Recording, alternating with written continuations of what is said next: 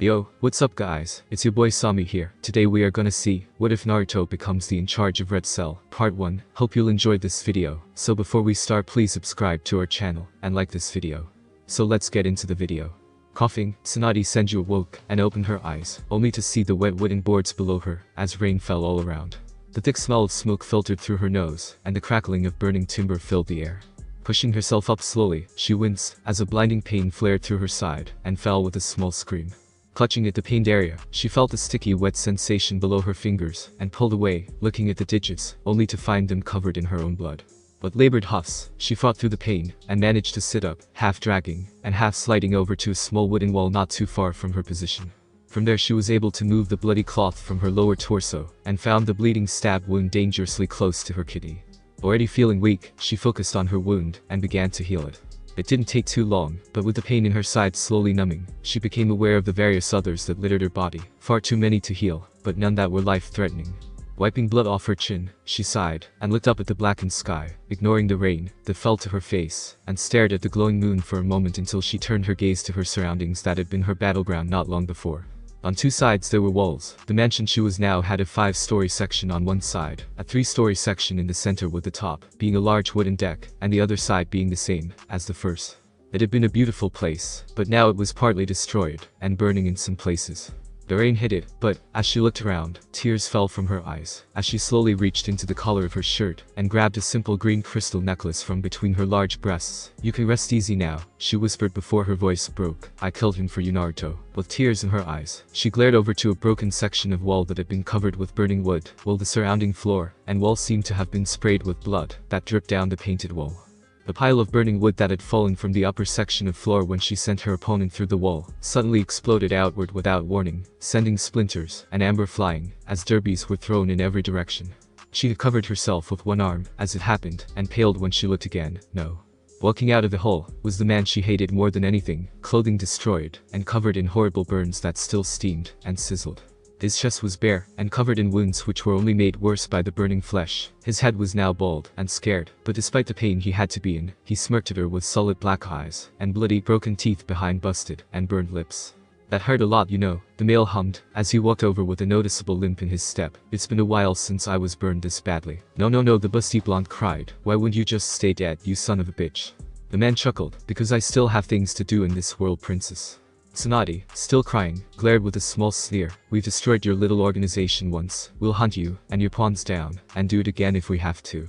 That made the man laugh wildly. "My organization? My pawns?" he repeated between laughs, as he held his severely burned sides. "You really are clueless. I'm not the leader. I never was. I'm nothing more than a pawn in the master's grand scheme. Every action was done on his order, everything right down to when I killed that blonde you were humping." The burned man walked over, and knelt down, catching her punch, as he got within range. "It's your fault really. You gave your little boy toy this necklace in the first place," he told her, as he reached down between the valley of her cleavage, and snatched the priceless jewel, snapping the simple string that held it around her neck. "If you hadn't given him this, then you'd still be on your hands and knees screaming, as he plowed your slutty ass like the fucking whore you were for him. Funny thing was that your name was the last thing he said, as I stabbed him through the heart. Had it not been for that fucking amber unit, I would have gotten this the last time." The man batted her hand away, as she tried to grab the necklace, then kicked her aside. "It seems that some Konoha dogs are arriving," he muttered aloud before turning to the cage. "It seems that our time is at its end. Farewell, princess. I look forward to seeing you in the future." He stopped to chuckle, as he pulled out a small knife. "That is, if you live long enough." The blonde's eyes widened, as the blade was thrown down into her unprotected side, and began to cough blood once again, as she realized that the steel had been coated with poison. Watching, as the man seemed to vanish, Tsunade just laid on her side in the rain, and started crying, slowly blacking out, as the mental stress and poison became too much for her to handle. The last thing she heard was the voice of someone screaming for a medic. "I have returned, my master," the burned man spoke, as he knelt on the floor with total disregard for his injuries, "and I've brought the jewel." Sitting on a small pillow in the middle of a traditional dojo that had only a few candles and torches casting light along the walls, was a man dressed in formal kimono. His body was hidden by the shadows, as he sipped some type of drink from a large plate-like cup. "Good work," the man hummed darkly, as always. The burned man lowered his head even further. "I live to serve, my master." "Bring it to me." Softly moving over, still bowing low, the man held out the necklace with both hands, and quickly retreated to his previous position without looking up once the item was taken. The shadowed form of his master chuckled, "At long last, back its rightful place. But enough of that, send word to our agents. The time has come for our vision for this wretched world to become reality." All across the elemental nations, various politicians, military leaders, and merchant guilds received matching messages, and smirked. With a start, Tsunade woke up frantically looking around only to find herself in a white, sterile hospital room hooked up to many different machines. A small pulse of chakra alerted her that someone knew of her awakening, and she quickly found herself being hounded by Shizune, her student and friend of many years. "Tsunade-sama, thank goodness you're awake." The woman spoke frantically. "Everything's going wrong. We need you to retake control before things get any worse." Confused, the Hokage demanded to know what was going on. "War, Tsunade-sama, the Fourth Great War has started. Is fighting." Shizune shook her head. "Take your pick, the entire world is at war. Iwa, Kumo, Suna, Kiri, even the smaller nations are taking up arms. What about the peace talks? That's what caused it. Someone attacked and killed all the delegates, and now everyone's throwing the blame around. Mifune has been in a coma for days, and even the Land of Iron is getting ready. How long was I out? You've been in a coma for nearly 4 weeks. How could things go so wrong?" The large-chested Hokage thought to herself while looking over intelligence reports to get an idea of what happened while she was in the coma, and what was now happening, as a result.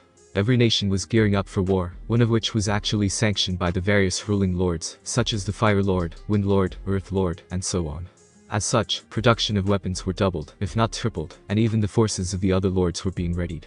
It seemed that not only was this a shinobi war, but a true world war. Looking away from the scrolls, she rubbed her eyes, and opened the desk drawer, only to find the corner of a small picture sticking out from the files, tucked between blank requisition forms, and the forms that a ninja needed to fill out, should he wish to retire.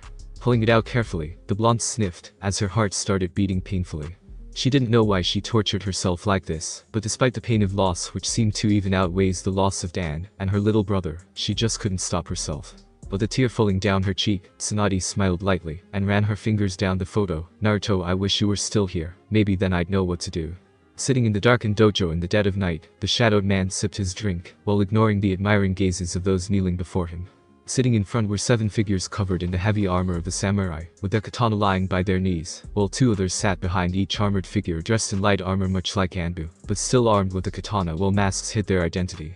"My devoted supporters," the shadowed male hummed out, as he set the drink down next to a ceramic bottle. "For years we have endeavored to mold the world to our vision. Exploiting the greed of man, the gluttony of fools, and the lust of ignorant power-hungry politicians. We have all set forth, sacrificing our blood, our sweat, and our tears to remake this world, losing friends and family alike to realize this goal." The man paused to study the gathered force who all looked at him with pure loyalty, but their sacrifice will not be in vain. They will be immortalized for their efforts, and will never be forgotten. Even, as we speak, every nation in this world is preparing to fight a war in which they have no reason to partake in. We, as the sons and daughters of anarchy, will bask in the warmth of the fire that is sure to engulf the world, and take pride in the fact that there is nothing in this world that can stop it. A sharp flash of lightning lit up the windows with a bright white flash, revealing the smirking, whiskered face of their blonde-haired, blue-eyed master. "Long live the Warlord!" All 21 figures chanted loudly, "All hail Lord Uzumaki!" Naruto chuckled softly, picking his cup plate back up, and taking a sip, lightning flashing while thunder rumbled menacingly in the background, as the soldiers chanted a few more times before stopping, as he made to speak one last time. "My people, as our visions are brought forth, remember this: if war is deception, then peace is a lie." It was a truth he'd learned all too well, a lesson taken to heart at the age of 5 by impressionable, lonely little boy who would grow to be a liar with a silver tongue, a charismatic monster, a harbinger of war, a vengeful monster whom was bored of the village lies. All at the age of 5. Tossing and turning underneath the covers of his old mattress, a 13-year-old blonde boy with whisker-like scars on his cheeks muttered lowly into his flimsy, less than comfortable pillow. Jerking awake, the teen flew up with deep gasping breaths and frenzied eyes that searched around the pathetic excuse of a bedroom that he called his own. Shit, the boy muttered while throwing the covers aside and turning to put his feet on the cold wooden floor. That same fucking dream. The blonde sighed and bent down, placing his elbows on his knees, while holding his forehead up to stare at the floorboards vacantly. He was a little shorter than your average 13-year-old, but his frame packed muscle that his taller counterparts could only dream about, and envy, not that anyone knew anyway. He always wore that hideous orange and blue jumpsuit. An unknown number of scars littered his torso, some fresher than others, while most were faded with age, but the main attention-getter was the fading seal on his belly, which held the 9-tailed curse of a demon fox that had plagued his existence from day one. His room wasn't much, the walls were bare and stained from water damage, the floorboards creaked loudly with every step. Even his closet door leaned on the wall next to the opening, and had small cobwebs linking the two near the top. Aside from the bed, the only thing he really had there was a dresser, a calendar that hung near the door, and a small orange crate that acted as a makeshift nightstand for his near-broken alarm clock. Looking at said clock, he huffed then looked at the calendar, before repeating his huff. "I'm really getting tired of this shit," he grumbled before standing up and stalking off to handle his morning routines. It had been a few weeks since they'd returned from the mission in Wave, where they had protected the bridge builder and defeated a tyrant named Gato, and during those 3 weeks he'd been suffering through the saddest excuse of training he'd ever known. 3 weeks or 21 days or 504 hours or 30,240 minutes or 1,814,400 seconds, but hey, who was counting? Unbeknownst to the mindless masses, Naruto wasn't some weak idiot. He learned long ago to keep his abilities hidden, to play the fool, while stacking the deck in his favor, when no one would believe that he would be capable of such things. He didn't feel bad for lying to people like the third Hokage, who despite actually trying to help, and being like a grandfather, still lied to him about many things. Stepping into his bathroom, the blonde ignored the shower, and went to his tub where he turned on the water after plugging the drain. It didn't matter if he used the hot water knob or not, as his piece of shit landlord refused to turn his hot water on. It had been a bitch to deal with for a long time. When he did have to have a hot bath, he'd be forced to boil a few pots of hot water to mix with the cold in his tub, and considering his lack of pretty much anything in the apartment. But all of that changed once he began to learn ninjutsu. Many believed that all he knew was shadow clones, and a few weak here and there, but in truth, he'd been hiding the fact that he knew a vast amount of various elements, and had mastered most. Turning the water off, he flashed through a few seals, and blew a small flame into the water, causing it to heat up until it steamed. The blonde ended the low-ranked, and tested it, only to turn the water on again for a moment, as he'd heated it too much. Naruto stripped out of his boxers, and slid into the tub. Some would consider baths, with the exception of hot springs, for babies and girls, but he found them relaxing. He felt that he deserved a nice long soothing soak with what he had to deal with each day. Every day that Team 7 met started out the same, meeting at the bridge, wait for Kakashi, watch that stupid bitch Sakura fawn over the faggot known as Sasuke, join Sakura in yelling you're late, then start training. The last thought made him snort, training. All Kakashi did was push him off to the side with the order to work on his chakra control, then took Sasuke off to train for real, while Sakura followed like the lovesick horse she was. Sometimes he wondered if they had a clue that he'd been sending shadow clones to each meeting for a while now, waiting until they were gone to dispel, and leaving him to his own devices. Sarutobi hears and hums slowly, as he looked over the list of genin teams for his village, while the sensei stood across from his desk. They were scheduled to hold the Chunin exams this year, and he called them to see who'd be nominated, and so far all of the rookies had been entered while Iruka, the who taught them in the past, was the only one to make a fuss, mainly for his favorite student Naruto. Not to belittle the boy, but because he cared, and was worried that it'd be too much for him to handle, ending with him being killed. "How about this then?" he mused with a thoughtful look on his face. "Since you're worried about our resident prankster, why don't you give him SQR test to see how he fares against a possible situation?" SQR, or Simulated Quick Reaction, was a test made to seem and feel as real as possible, giving the person being tested a situation where they need to make a quick decision like a Chunin, and handle it as so. SQRs were rare, but not outdated. They weren't used as much mainly because of the possible injuries or damage that could be caused from a bad reaction, such as throwing explosive tags in the village. "We'll watch from here with my crystal ball, and I'll decide rather or not what will happen." Iruka thought about it for a moment, and nodded. The Hokage pulled out the orb, and began searching, while Kakashi stated that Naruto should be waiting at the bridge with the rest of the team. "What the?"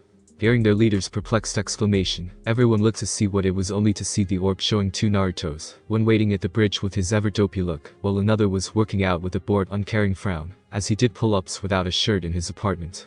Enko made a wolf whistle much to her red-eyed friend, Kurenai's annoyance. "Woo, would you look at him? Who knew that the brat was hiding all that under that coat? I wonder what else he's hidden under all that orange. But which one's the real one?" another asked. Their question was soon answered, as Sakura smacked the blonde over the head, only to fall, as the blonde turned to smoke, dispelling with the strike, but causing the girl to continue with her momentum, and flip over the guardrail, where she fell into the stream below. When the clone was dispelled, the other blonde paused in his workout for only a moment before continuing, as if nothing happened. Iruka soon left to go test the blonde, leaving the and Hokage gathered around to watch an entreaties. Most had pushed the blonde off, as a sad excuse of a ninja, but after seeing what just happened, they were interested in what was about to happen. No one questioned why Naruto was the only one being tested, but in truth no one really cared to ask why. Naruto's apartment consisted of 2 rooms, the first being the living room that tripled as his kitchen and dining room, then his small bedroom with the bathroom that was nearly the same size as the bedroom. But what it lacked in size, it made up for in use. With a little work, he'd been able to easily take a metal pole that he found, and make a pull-up bar that he could remove if needed. The small area also gave him the advantage of having less space to cover if attacked, which hadn't happened in quite a while, but he kept the escape attack plans in mind. Finishing his pull-ups, he went into the other room and lay down next to the ratty couch on his back and began doing sit-ups while channeling chakra to his feet to keep them on the floor. But once he reached the 45th sit-up, the one window in the room shattered as a small black orb with a burning fuse thumped along the floor. Fuck. He cursed lowly, on his feet in a flash before leaping behind the couch to take cover where he also kept a few weapons hidden for just such an occasion. The thing went off, but instead of explosion, he heard a loud bang followed by the smell of smoke, making him realize that the attacker had used a smoke bomb, a version of smoke pellets. The sound of an attacker entering through the previously broken window told him where to attack, as he pulled out a normal kunai, and frowned. This'll suck. He's got good reflexes, and didn't freeze up when he was attacked. When used, as the events unfolded, his first instinct was to get to cover. Wait, is that? One woman asked before gasping. Explosive notes. As a fiery explosion engulfed the orb's vision, a loud echoing explosion reached their ears. But by then they were already sprinting to the boy's apartment. Iruka had no idea what the hell happened, as he laid on the ground in pain. One minute he was trying to test Naruto, and the next thing he knew, he was flying into a wall with his ears ringing.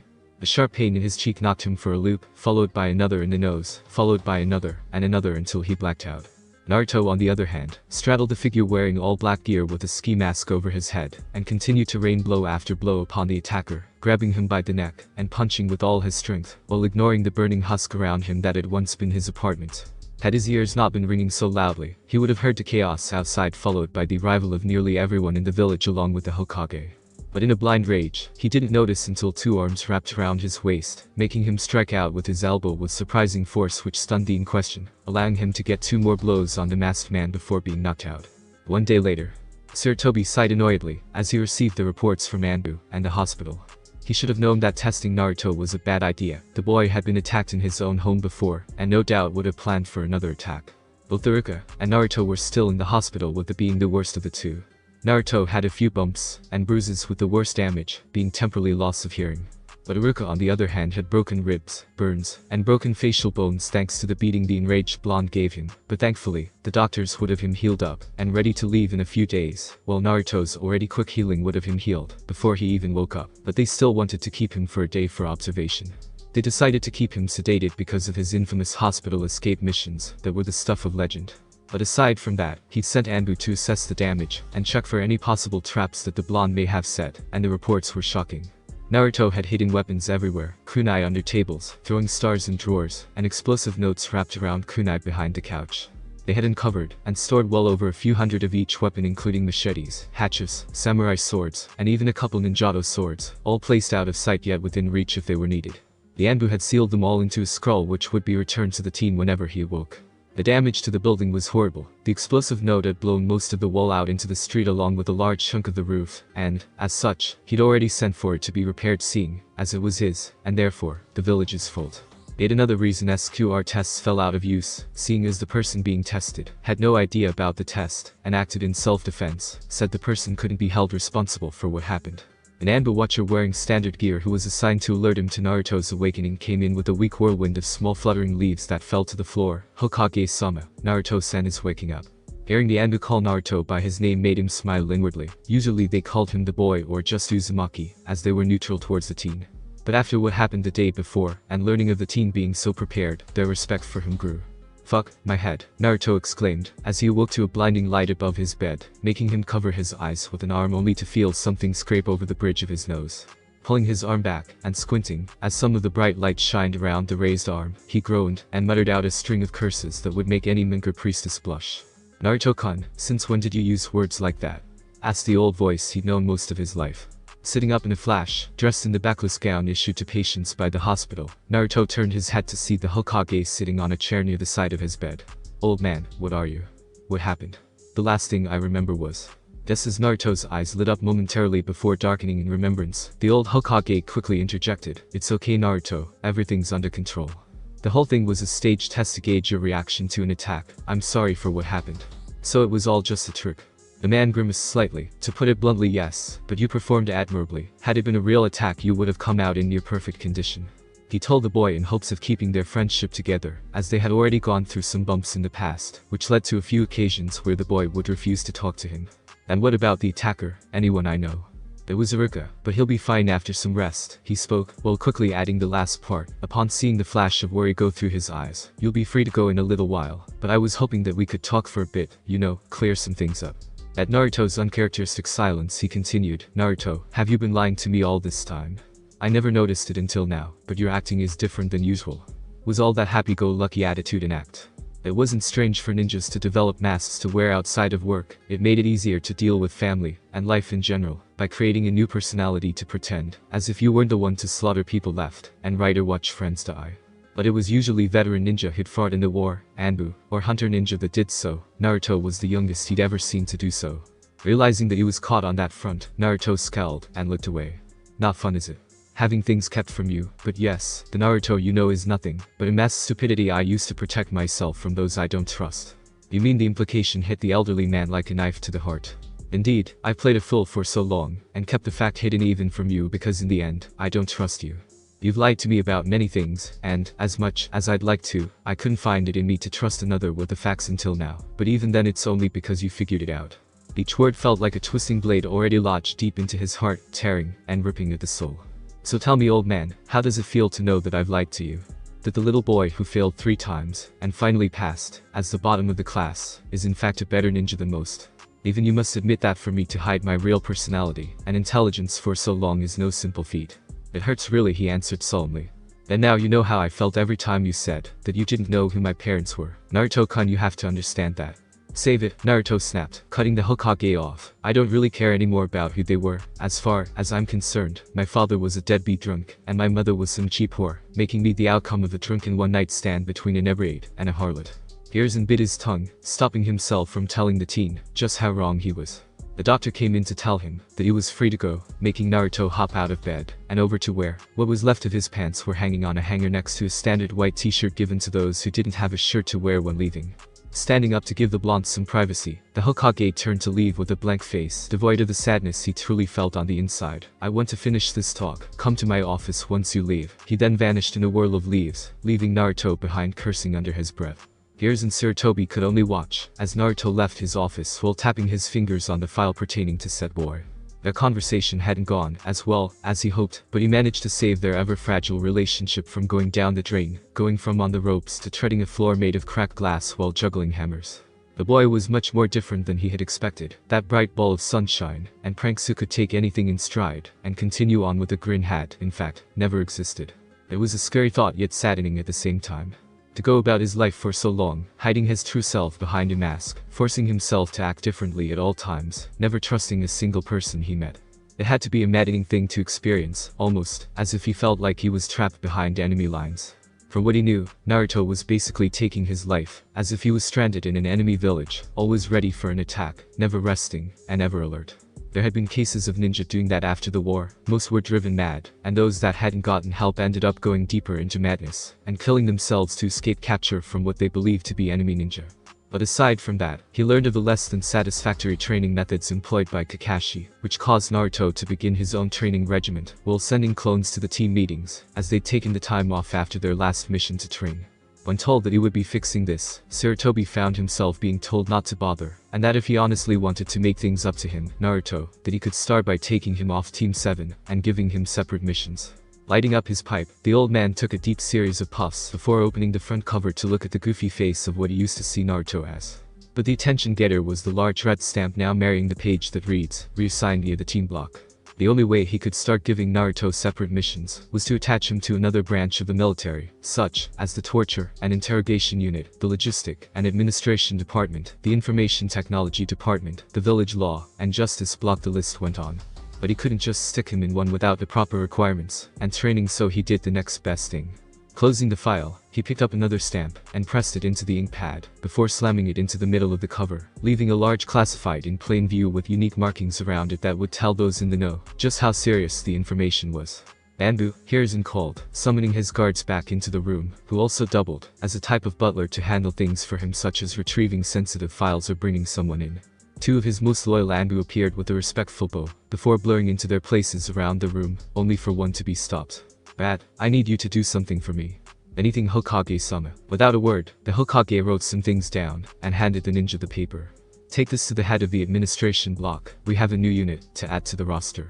Kakashi was annoyed, as the third member of his team continued to not show up to the daily team meetings. After the first 2 days he'd learned that the blonde was released from the hospital, but that had been over a week ago, and he had yet to see the height or hair of the teen. Of course, this didn't stop them from training, if you could call it that.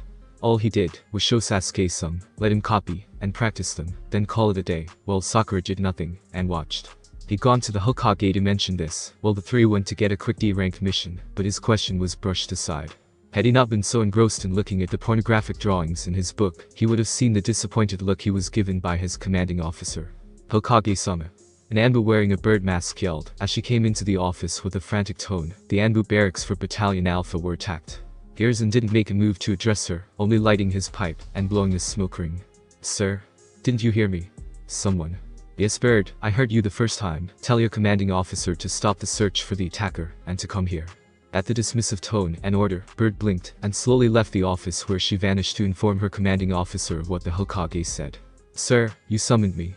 Anbu Commander Owl of Alpha Battalion asked, as he came in with a puff of smoke. Is this about the attack? Indeed it is, Owl, he mused while smoking the pipe. Indeed it is. First off, let me be the first to inform you that you failed the test. Sir, what test?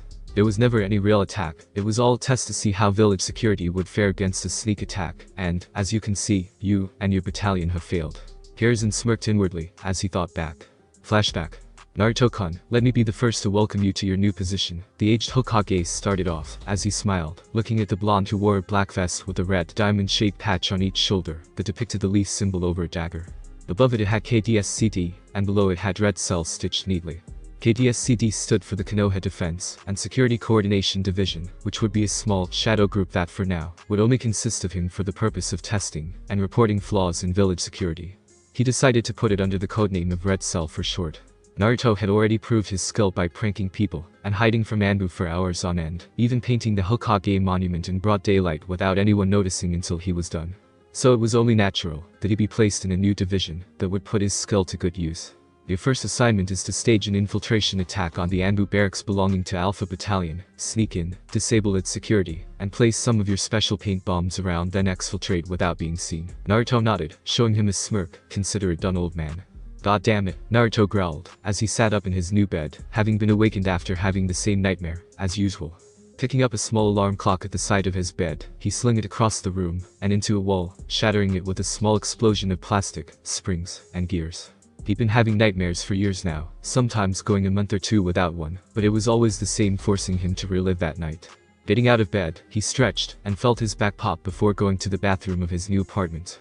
As a part of him being the security protocol tester, the Hokage had seen fit to give him access to one of the ninja-only apartments that littered the city.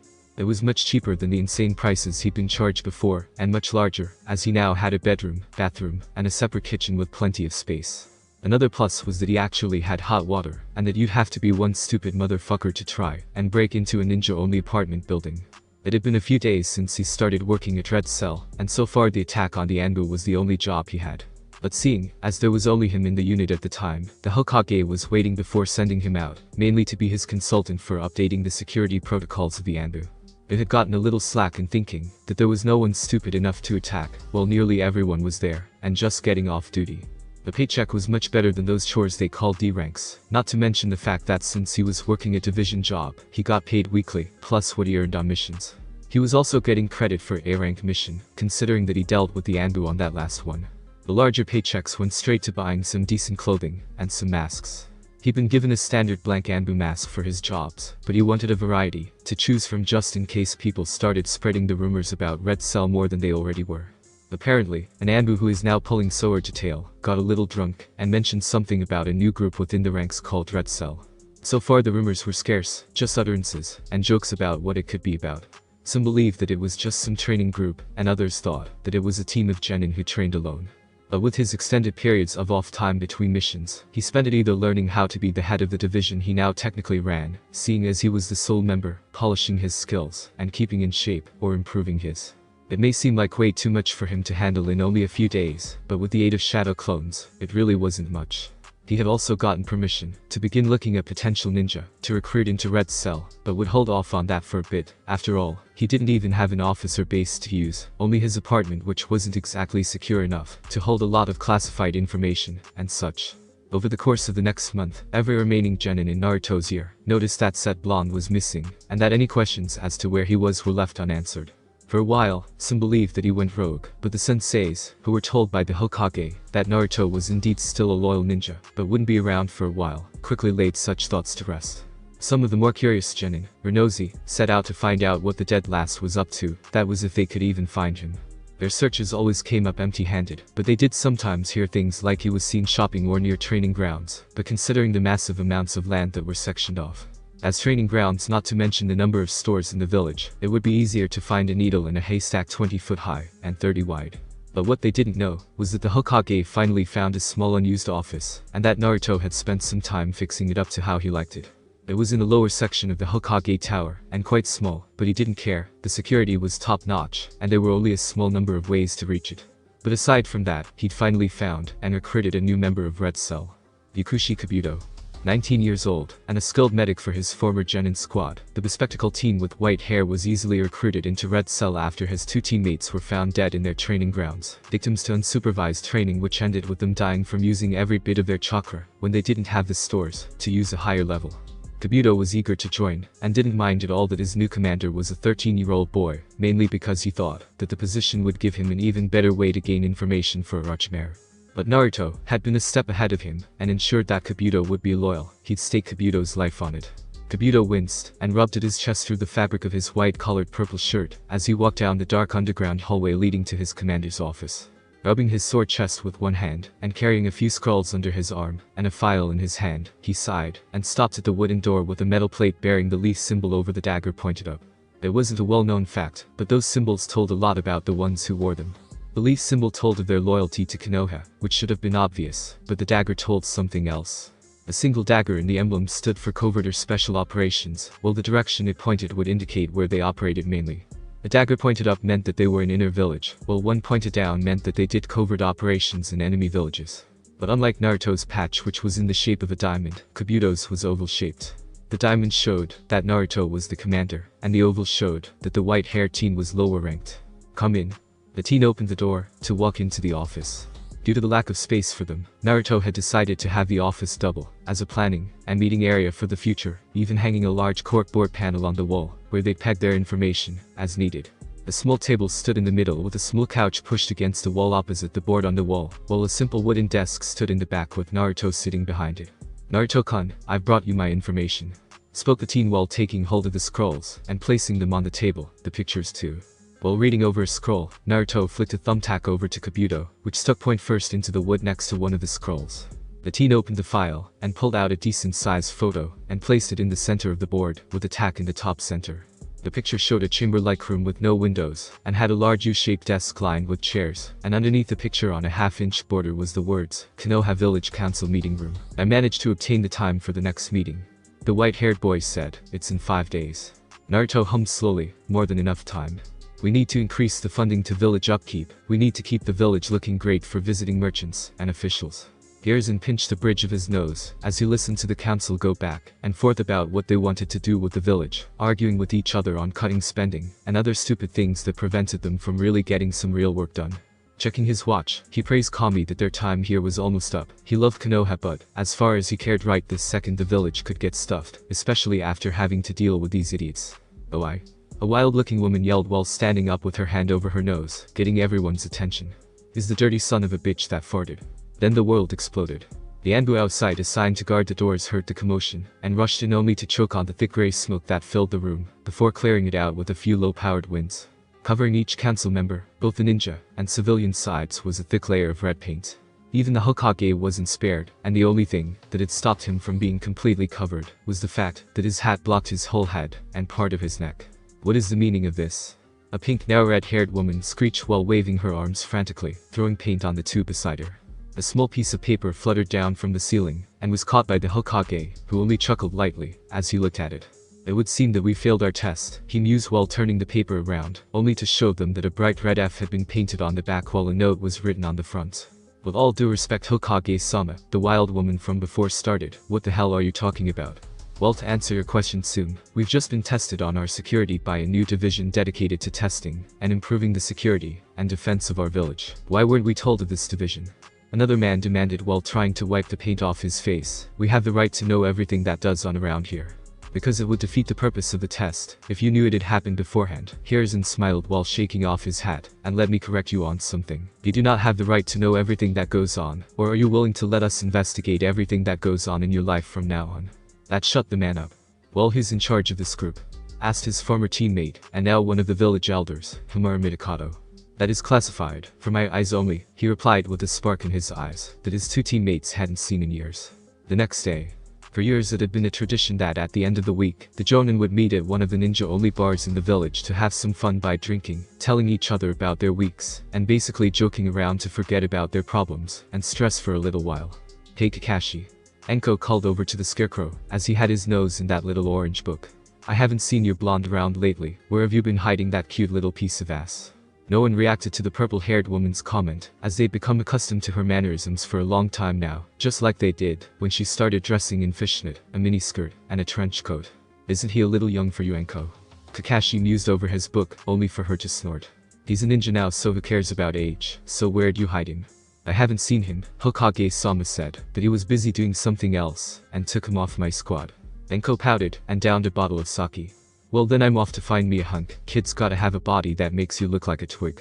The council meeting room is actually one of the easiest rooms to get into, Naruto explained to the Hokage while standing at the office at the top floor of the tower, while saying the old man wore a plain robe, while his cage robes were being cleaned.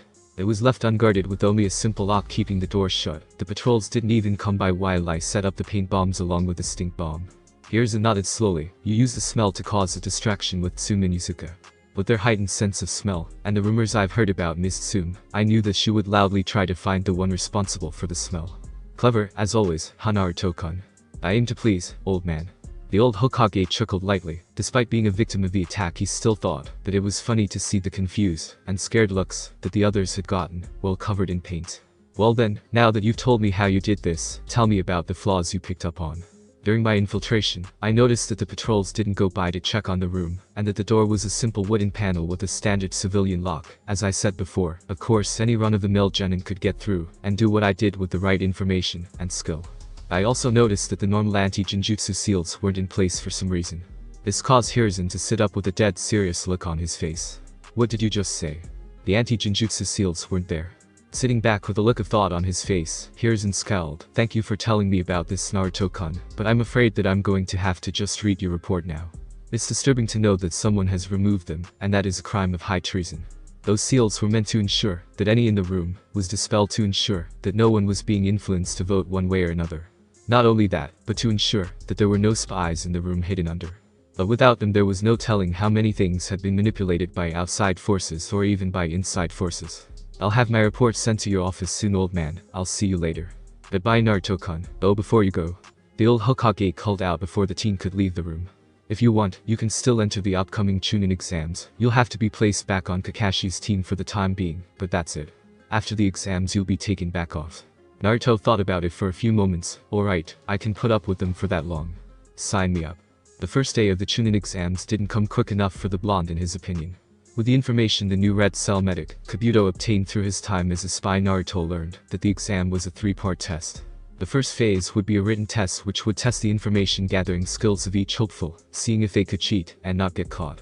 There would be a group of watchful including Konoha's very own mind rapist Ibiki Morino, a master of mental torture, and the feared head of the interrogation department. The second phase was a survival exam in Training Ground 44, also known as the Forest of Death. Aside from a handful of aides to help with paperwork, it was mainly given by Ibiki's partner in the interrogation department, Anko Mitarashi.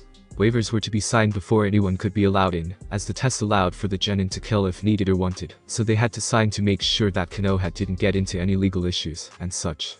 The idea was for each team to hunt down another team carrying a scroll, either heaven or earth, and take the one they didn't have. The final phase would take place a month later in a massive arena, where they'd fight one-on-one for the village leaders and prospective clients. There wasn't much to it, but each genin would be graded by others, as well as the cages to see if they had the qualities needed to be A. Naruto had avoided the two members of Team 7 until today, not wanting to deal with their stupidity for longer than necessary, but sadly for Kabuto, he wasn't allowed into the exam, seeing as he had no team, and that there wasn't any other genin squads on reserve at the time for him to join. Pearson, ever the grandfatherly old man to him, had given him a few hints, as he told him the location of the first test, room 301 in the academy building. One such hint was to make sure he went to the 3rd floor, and not to fall for any tricks. "Well Naruto, it's nice to have you back on the team," he heard Kakashi say, as the man met him at the door leading to room 301. "I see you've changed your clothes, you look like a real ninja now. Don't get used to me being on this team. Once the exams are over, the Hokage will remove me again. As for my clothing, well, my orange jumpsuit was more of a training phase. If I could lead Anbu on a merry chase around the village in broad daylight wearing that thing, imagine what I can do now." Naruto retorted with a bored look on his face, as he leaned up against the wall with his arms crossed. The one-eyed scarecrow hummed lightly with his book in hand. "I see, and why is the Hokage removing you from your team?" Naruto closed his eyes, classified. Naruto Baka. Sighing lightly, Naruto pushed himself off the wall, as he heard Sakura screech, and looked to see Sasuke, and the howler monkey trailing up the hallway, making him curse under his breath, which made the Jounin's eye widen at hearing the blonde's hateful remarks towards his former, now temporary team. "Naruto Baka, where have you been?" Sakura demanded to know, only to be ignored by said blonde. Sasuke looked at the teen with a brooding look, inwardly surprised at the change in clothing and attitude. Dressed in a pair of faded black pants with white tape around each ankle and thigh, Naruto had a large one-compartment equipment pouch on his right thigh, while the leg was actually 3 slim pouches on the same strap. On each fist he had fingerless gloves, and had lightweight forearm protectors on each arm. Over a fishness short-sleeve shirt he wore a vest that could carry multiple weapons or scrolls, depending on what he stocked himself with, and he now had a black cloth for his headband. "Answer me Baka, and stop trying to act cool." "Shut the fuck up," the teen snapped coldly in a tone that no one had ever thought to hear him use on the pink-haired girl. "We are here for the Chunin exam, and nothing more. I am here just to move up in the ranks, and for that I have to deal with you too, so let's get one thing straight. I don't like either of you, but for now we are a team, we are not friends, and nor have we ever been. So I'll watch your back for as long as you watch mine, and after this, I'm finished with you until the next time we are forced to work together. Do we understand each other?" Blinking, Sakura nodded, and Sasuke chened, as usual. "Good." With that, Naruto turned, and walked through the door to room 301 with the other two following moments later. Not seconds after entering the room, Naruto felt the menacing glares and killing intent from the mass of various genin around the room. Looking them over, he snorted at the weak intimidation attempt just as the other two from his team entered. "Sasuke-kun." Stepping forward, Naruto felt the wind against his arm, as a blonde girl wearing purple flew past him, and onto his male teammate who had yet to come out of the closet. "Ino pig, get off of Sasuke-kun." Ino Yamanaka was only daughter of the clan head, and heiress of the Yamanaka clan. She was a popular girl in school, and self-proclaimed future Mrs. Uchiha, something she and Sakura often fought over. Ignoring the two fangirls, he walked off to the side, and leaned up against the wall. "Well, looks like we're all back together again," came the lazy draw of Ino's teammate, Shikamaru. "Kiba came over." "No, we're missing the dope. Where is he?" "Guess he didn't make the cut." "I'm over here, Mutt," Naruto exclaimed coldly, getting their attention, as he glanced over from the corner of his eye. "If you pay attention, and train more instead of humping the nearest shoe, maybe you would have noticed that I was standing here." "What's with the outfit, dope?" Kiba retorted while trying to save face, trying to look all cool since you're such a terrible ninja. The blonde teen hummed, and let out a small chuckle. "Unlike you, I'm taking my job seriously, and, as such, I'm wearing what a real ninja should wear, unlike you. A hoodie, and gray jeans. Look around at the real ninjas in this room," he told Kiba, while also subtly insulting the other rookies at the same time. They did so, and nearly every ninja in the room was wearing a uniform of some sort, or had real ninja gear, and multiple weapons. "As you can see, I came prepared for war, unlike you, so shut the fuck up, or get put down like the mangy street you are." What he said was true. They could all see that most of the pouches in his vest were full, leaving only a few empty for anything that he found while out in the field. But before anyone could say something, a large group of ninja appeared in a massive plume of smoke which cleared on its own, to reveal a line of all wearing grey uniforms, while the mind rapist himself stood in front of them with his black trench coat and bandana. "Alright maggots, it's time for the first test," the man stated, the scars on his face contorting with his smirk. With the test starting, each genin was given a number, and told to take a seat in the corresponding chair behind the desks. Naruto was far away from the other two on his team, but found himself sitting next to the shy Hyuga heiress, and a random genin from Iwa. A 9-question test was given to them, and Ibiki told them that the last question would be given at the end. But the objective was to find the information from planted targets in the room without being caught by the watcher sitting along the wall or Ibiki, who took a seat at a large desk. Each person was given a set number of points which would be lowered each time they were caught, and if one member of any team lost all their points, then the whole team was kicked out. They were given half an hour to answer at least one before the final question was asked, and for that whole hour Naruto leaned back and stared at the ceiling, which he noticed that a few rows down had, strangely enough, a mirror attached that moved ever so slightly every now and then. 10 minutes into the test his inner musings were broken, as a kunai flew over his nose, and into the test of a genin a couple rows back. Genin 48, 103, and 190, you all fail, get the hell out of my classroom. Ibiki smirked coldly at the team of protesting genin, who were soon knocked out for refusing to leave by 3 of the chunins, and taken away in plumes of smoke. When Ibiki called out that there was 1 minute left in the text, Naruto gave a loud yawn, and sat up, which sounded much louder, considering that the room had been silent before. With everyone's attention on him, which he ignored, he removed his forehead protector, and rubbed his forehead before wrapping the cloth around his hand, while the metal stayed on the back of his hand. Thanks for the help, Iwa-san. He spoke to the genin next to him, before swinging his fist, and nailing the genin in the face with a back fist, knocking the guy out of his seat, and onto the floor, hitting the back of his head on the desk behind him, which knocked him out. Taking the genin's test, Naruto picked up his pencil for the first time, and wrote his name on it before taking his old test, and ripping it apart, throwing the shredded pieces onto the unconscious ninja next to him while smirking at the examiners. That'll be 2 points, genin. Ibiki started from the desk with a scowl on his scared face, making Naruto shrug. Don't care, in the end my test is done, he retorted. The man looked at the blonde for a minute, and gave a gruff laugh before writing something down on a paper. Genin 23 and 54, take your team member, and get the hell out. Already knowing what happened to the others who refused, the two got their unconscious teammate, and left, glaring at the blonde responsible for them failing, as well as leaving a bruise in the shape of the leaf symbol on their teammate's forehead. Time's up, now for the final question, but first, I have to warn you, if you refuse to answer then you fail. Ibiki's statement caused a ruckus with the remaining genin, but it was Kiba that yelled out the loudest, that they'd answer it, and they'd be stupid not to. I didn't finish, the man growled out with a glare, but if you take it, and get it wrong, you don't just fail, you will remain a genius for the rest of your life. Naruto kept silent during the ensuing chaos, and ignored Ibiki's retorts about how they were unlucky since it was his first time giving the test. Soon, one by one teams gave up right, and left until 60 remained, meaning that 20 teams made it. Seeing that no one else was leaving, Ibiki revealed to them that they had answered the final question correctly, and passed before explaining that the purpose was not only to gather intel without being caught, but to see if they had the guts to put their lives on the line, and not bitch out. He then launched into a horror story about what can happen by showing them the massive scars underneath his bandana, and telling them how he got them. But, as he finished and retired his bandana around his head, he was forced to jump out of the way, as a cannonball flew through the window, and exploded with a large cloud of smoke which cleared to show a large banner reading, introducing the examiner for the second test, the single. Anko Mitarashi, and standing in the front of said banner, was Anko with a smirk on her face. Eerily, Ibiki deadpanned while poking his head out from around the banner. Their badass look now ruined, Anko looked over to the man, and shrugged before looking at the genin. 60 genin. You actually let 20 teams pass. We have a talented group this time. Snorting, the woman grinned dangerously to the hopefuls. Well, by the time I'm done with them, less than half will remain. Now you maggots, follow me to training ground 44. Fall behind or get lost, and you fail. Naruto growled, as he stabbed a kunai into the back of a mist genin wearing a dull yellow one-piece suit with a breathing mask, and a cloth band over his eyes. It had been 2 days since they'd entered the forest, and he had been blown away by a wind, eaten by a large snake, attacked by a man-eating flower of some kind, and then the team from Mist thought that he'd be an easy target. With one arm squeezing the genin's airway shut, the male couldn't make a sound, as the blade was stabbed into him over and over until he lost all feeling below his waist, and quickly bled to death. Dropping the body, Naruto huffed, and looked at the blood-covered blade before growling again, and throwing it down, pointing first into the back of the dead Mist genin's skull. Today was not a good day for him to be fucked with. He had already killed the other 2 Mist genins, and took their scroll, which turned out to be the one he needed to go along with his Earth Scroll. Sasuke demanded that, since he was the best, and leader of the team, that he should carry the scroll, but little did he know that the scroll he'd been given by the blonde was actually a fake scroll made to look like a real one. Not that they'd ever know, since they were forbidden to open them.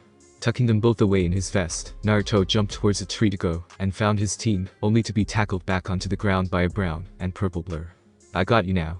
Oh son of a bitch, he cried out, as the examiner appeared with her arms around him, pinning his arms to his side with snakes slithered out from her sleeves, and bound him. Don't you have anything better to do? He growled, as he fought against his binding, which hissed at him, as the female stood with a grin. Nope, you're the only one I want to do right this minute, she replied while grabbing him, and hoisting him over her shoulder. Don't worry though, after I'm finished with you then I'll bring you right to your team, and who knows, if you play nice with me, then I'll make sure you like it. While he was much better than he let on in the past, there was no denying that he was no match against A. All he could do, as he was taken away, was pray that some of the rumors about her weren't true. Thanks for watching my video. Leave a like if you enjoyed my video, and also do consider subscribing to my channel for more awesome content. See you next time. Till then, sayonara.